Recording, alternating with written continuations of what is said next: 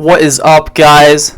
Welcome to the show. I am your traditional extremist, and the story I just came across was Oregon Democrats demand insurance companies cover sex changes, leave detransitioners without care. So that's the title article. We're going to dive into this and find out what the Democrats in Oregon are doing. Before we do that, please hit that like button, share the video, subscribe. Let me know what you think about all that's going on and the videos I'm doing. Also, if you're looking for a good political t-shirt, check out my store, Traditional Extremist Apparel. I'll put the link in the description below. All right, let's get into it. So essentially what we're doing here is Democrats are putting in the bill to force insurance companies to cover these cosmetic surgeries for transgender individuals to appear as the opposite sex. And in doing this, they are also purposefully excluding any surgeries that could be used for detransitioners who started a transition but realized, actually I don't want to do this. Now I need surgeries to help me get back on track to what I was supposed to be or what I am. And they're specifically excluding that where it's not going to cover those surgeries. So, an Oregon bill which seeks to mandate insurance companies to cover experimental sex changes procedures specifically excludes detransition-related treatments.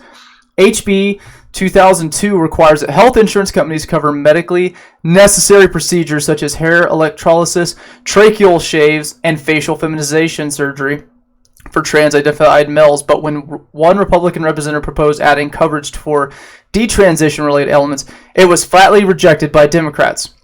Representative Ed Deal took to Twitter to call out the wording of the bill, arguing that Democrats refuse to include detransition care because of acknowledging that detransition occurs means acknowledging that the gender identity is not immutable. Exactly. Because if and this is why they come down on people that detransition so hard. If a transgender person all of a sudden comes out and says, you know what? Actually, I don't think this isn't working out. I don't want to do this. I need to go back. I'm going to detransition. That person is shunned from all those people that promise them love and affection and affirmation while they're going through the transition process. As soon as they start deviating away from it, then they become the enemy. Then they show that there's actually some bad things that come along with this. So, that there's a lot of people that end up changing their minds. There's a lot of people that were probably talked into it when they were really young, and their parents pushed it on them, or their friends pushed it on them, or teachers pushed it on them.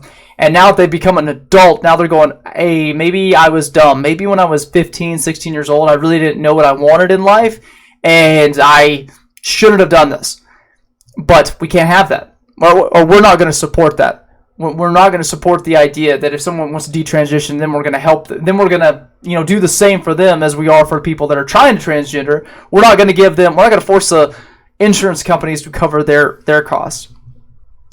So we know we are harming some children and young adults with these treatments, said Deal. Shouldn't we offer them the opportunity to correct the mistakes made by the medical professionals? Deal pointed to recent studies that show detransition rate between 7% and 30%, far higher than less than 1% rate, so often quoted by proponents of so-called gender-affirming care. And that's it. There is no long-term studies on this because it's never happened before. We've never pushed this, and especially at any kind of large scale. So there is no data to really show. We obviously know there are a lot of detransitioners. We know there are a lot of kids that are being pushed into this right now as well. They are the study. That's all it is. They're the guinea pigs that are going to find this out. So they're either going to be right and all these people are going to transition and be happy, or there's going to be a lot of kids and a lot of people end up regretting and have their bodies mutilated and have their psyche jacked up for the rest of their life because they'll never be able to be what they wanted to be. They'll never be able to fully be a man or a woman, whatever they're trying to go for. And then when they try to revert back, they know that they've irreversibly damage their body where they'll never fully be what they are. They get stuck in this limbo area and with their scarred up body and everything else and their jacked up psyche from all of this, and then they're just going to be a hollow person. And so that is what's so sad about all this. This is enough for the UK, Sweden, Norway, and several other countries to put the brakes on gender-affirming treatment and limit to clinical settings or ban it outright for minors, Deal added. In Oregon, however, we are full steam ahead, ignoring this evidence-based studies and the European response. We're expanding the access. It's actually absolutely right. Like the countries he just mentioned, they are putting a halt. They are stopping minors from getting these gender affirming surgeries because they're starting to see that, oh my God, we actually do have a lot of detransitioners. We do have a lot of kids that are being pushed into this, and it's not healthy. It's not good. This isn't a good ideology. It's not a good. This is the first time ever with like a mental illness that we've gone along with, and we said, yeah. Like we're gonna firm this delusion. If someone wants to chop off their hand because they hate it and they think it's so awful and they can't stand it, we don't tell them. At least right now, we're not telling them, yeah, you know what, that's a good idea. Chop off your hand or chop off your arm or chop off your leg. But if it just so happens to be your dick, then we're gonna do it, and we're gonna push it on young children. You got parents that are pushing transgenderism on their 5, 6, 7-year-old kid. The kids that still believe in the Easter Bunny and Santa Claus. And we're telling them that, yeah, you think you're a girl? Yeah, go for it. You don't let these kids dress themselves like generally are used to. You don't let them choose the food they want to eat, because guess what? They'd eat nothing but chocolate and ice cream. And like, that's part of being a parent, is knowing what's good for your kids, and to sit there and say, no, man, we're not going to do that. You're going to eat some protein and vegetables, and you're going to drink some water. You're not going to suck soda down all day long. That's what you do as a parent. Not anymore. Apparently, if your kid just says something, they automatically know. If you allow it to happen, your kids are going to drive themselves off a cliff because they don't know any better. They're young and they're stupid and they don't know. They're ignorant. But now we have parents that are just seeking woke points, and they're going for this. So, and Washington State just passed the bill saying that if a transgender kid runs away and is picked up in the shelter, and they say that their parents don't support them, then the authorities are going to keep that kid in a shelter and keep them away from the parent.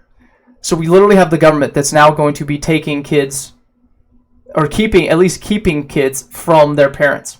If this is happening, the state wants to be in charge of your children over you, and that's insanely dangerous. And that'll be civil right there. When you start coming after people's kids, that's when people start getting violent and crazy.